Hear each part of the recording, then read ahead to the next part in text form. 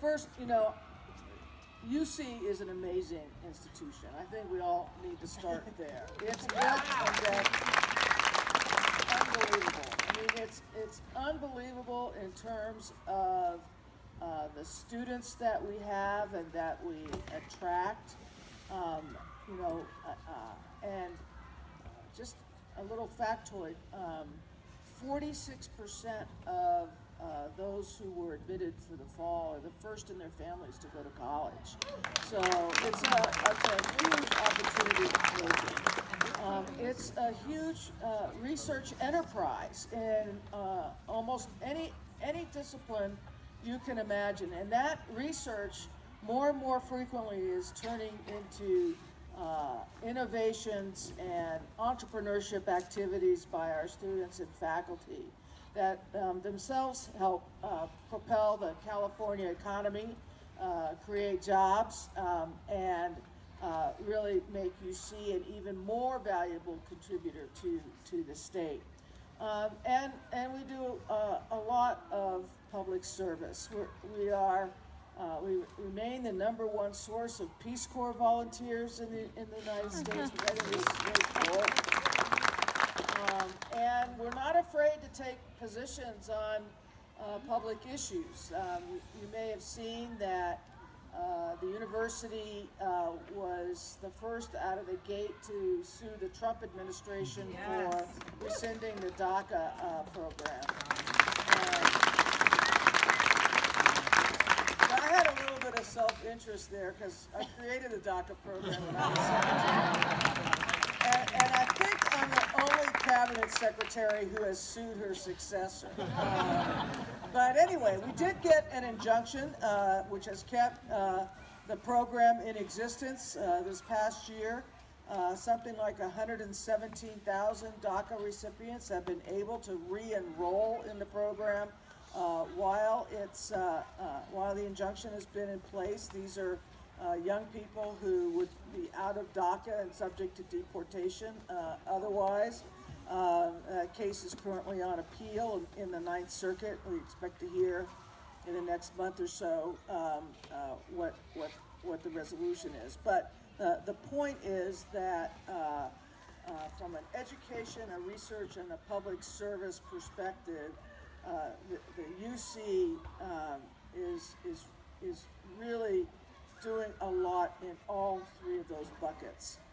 In terms of the vision for the university, some of it we've already laid out. For example, we've laid out that by the year 2025, we want the university to be net carbon neutral, and by doing so, set an example for the rest of the country and the world about how a large, complex institution like UC can contribute to the fight against climate change.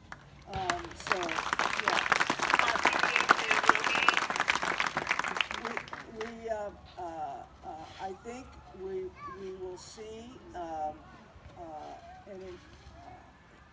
steady but manageable growth in enrollment of California residents for undergraduate. And part of that will be an increased number of transfer students. I don't know whether you saw, but 2 years ago, the faculties of all of the 9 undergraduate campuses came together and created 21 different transfer pathways. These are curricula for 21 different majors that if you take them in community college, all of those credits will transfer to that major at any of the 9 undergraduate schools. So that was the first step in trying to streamline the transfer process. The next step was one we took late this spring when we negotiated a memorandum of understanding with the community colleges that for students who complete a pathway and achieve the requisite GPA, which will be set by boards, the Board of Admissions, they will be guaranteed a seat somewhere in the UC system. So, and it's things like that, I think that will help us be as accessible as we can be. And then I hope that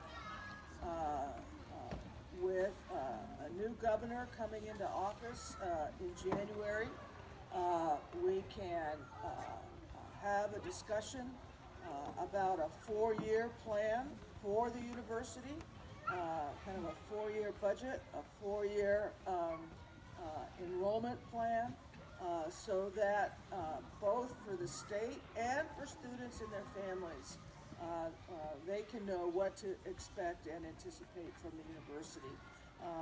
And I think for the campuses themselves, being able to plan on more than a 1-year basis will be a terrific improvement. So those are 3 of the things that I see either already underway or to be anticipated.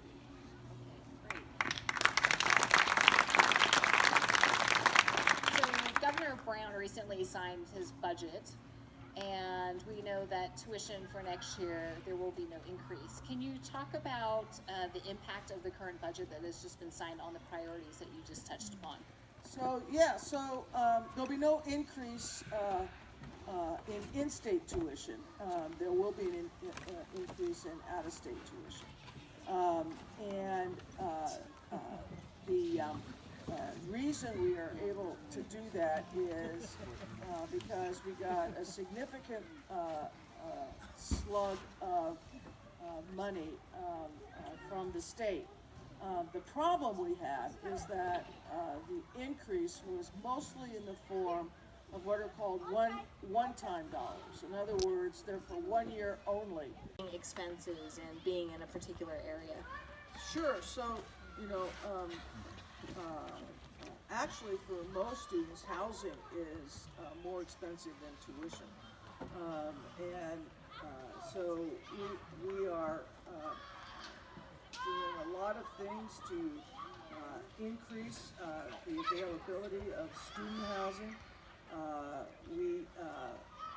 By 2020, we'll have added up to 19,000 more beds throughout the system. And more plans are on the drawing boards. With respect to Berkeley, they've got complexes that are either about to open or in deep planning right now, and including planning for People's Park. To use that for housing. Been to People's Park. I mean, with all respect to those of you from the 60s, but People's Park is kind of a mess, and it's an ideal location for student housing, and so the Berkeley Chancellor will take that. So we're adding lots of student housing. With respect to things like food, we hear that some students are food insecure. So we have food pantries now on every campus. Berkeley also has an economic crisis center to help students who, maybe they lost their lease on their apartment, or somehow lost their housing, or they don't have enough funding to get through the month and eat. And this does happen to some students. The Economic Crisis Center is kind of a one-stop shop where they can go and that student is provided assistance. So, look, you got to be able to know where you're going to sleep, and you got to be able to know that you're going to be able to eat in order so you can study, and so that you can actually maybe do some of the other activities that are involved in college. So we really have and are paying increased attention to, we call it the total cost of attendance.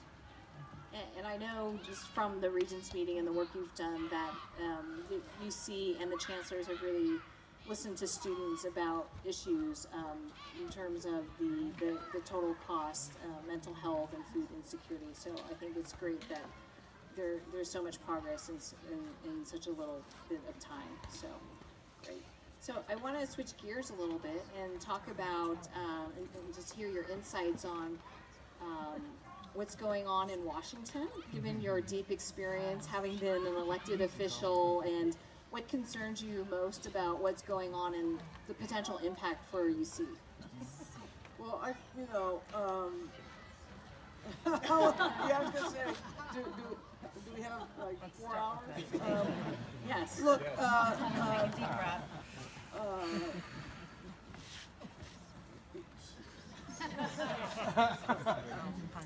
I'm not. What about just impact on UC? On UC. So, first, I'll start with policies in the administration that directly affect UC or our students. I already mentioned the rescission of DACA, but the whole immigration enforcement agenda by this administration puts, even for our DACA students who are not themselves under fear of deportation, puts many of their families in fear. And so they have that stressor on their lives. And just the kind of the disruption to communities around the country by that agenda. The Trump administration's proposed budgets for research are not good for the University of California. We are the largest recipient of federal research dollars of any university in the country. Almost 10% of the NIH budget comes to the University of California, to name just one federal agency. And so we have a very active presence in Washington, not only keeping track of what's happening there, but advocating in Congress to make sure that the Trump budgets are not the actual budgets that get passed. And so far, we've been successful. In fact, the NIH budget, which Trump had proposed be cut, was actually increased by a fair number this year, which is a good thing. That's Congress that did that. And then there are actions by the Department of Education. So their actions with respect to how to handle federal student aid, how to handle things like Pell Grants and work study and student loans, and also how to handle things like Title IX, where the Obama administration had issued guidance in 2011. And at UC, we have been doing a lot in this area, and I think we have improved. I think we're here now. We need to get to here, but those efforts are all underway. The Trump administration has withdrawn all that guidance and wants to open up Title IX to formal rulemaking, and I think we can already anticipate that the rule they come up with will not be a strong rule where survivors are concerned. So, working through those processes. In terms of the politics of Washington D.C. You know, you all see the same news I do, and you know, I think it's a pretty dysfunctional place right now. And all I'll say about that is that elections matter.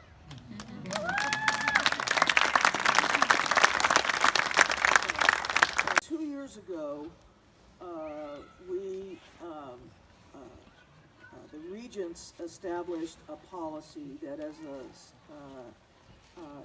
that no campus in the system would have more than 18% out-of-state students, and that's domestic out-of-state and international combined.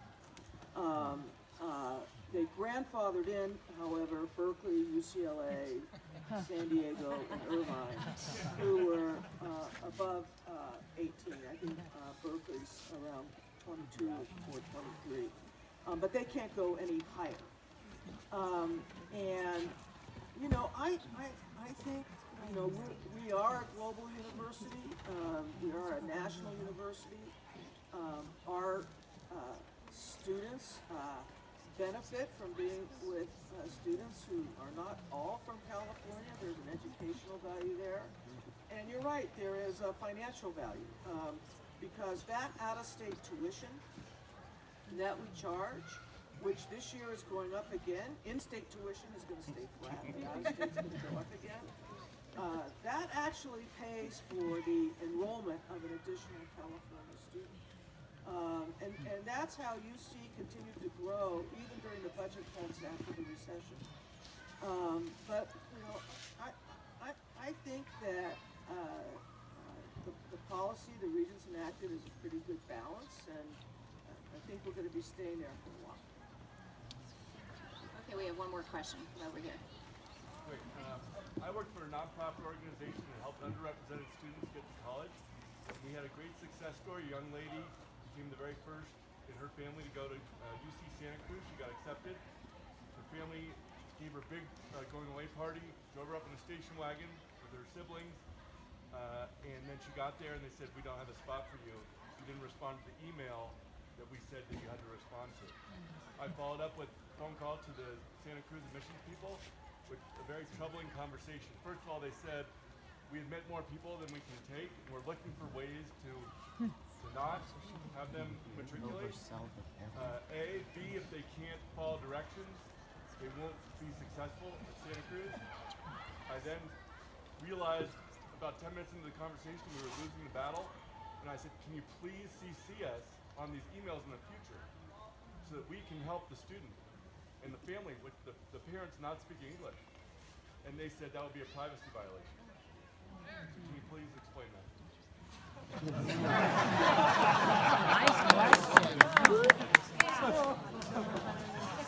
Listen, I know this must have been like 4 years ago. I was going to say, and Santa Cruz had a problematic year that year, and they have taken steps to rectify it so that hopefully a student this year would not run into the same situation. Irvine ran into something similar last year, and the result was that they re-admitted something like 600 students who had been, whose admission offers had been rescinded because they hadn't responded to the emails. You know, a possible solution is for the students to respond to the emails, but you know, it's not always going to happen, and you're going to have students who are in situations like yours. But there is a fairly strict federal law governing student privacy, and it applies to applicants as well. If the student and parents signed off on that, I don't understand why that would be in the student's or parents' best interest to not have the support of somebody who can help them. Yeah, so there are lots of times when we can communicate with students and not necessarily with parents. So we can talk with you offline about it, but it's a difficult issue for us, no doubt. This will be our last question right here.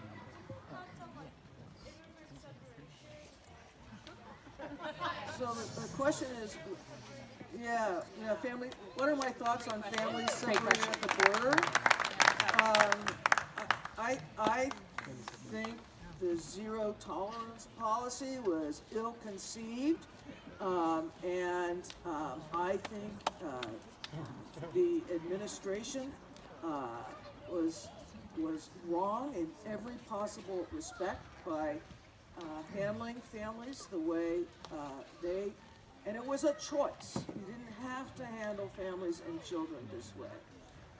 And it was a bad choice. And the fact that even with court orders, they can't figure out where the kids are and how to reunite them with their parents, I mean, that's just wrong at so many levels, and I'm really glad you asked that question.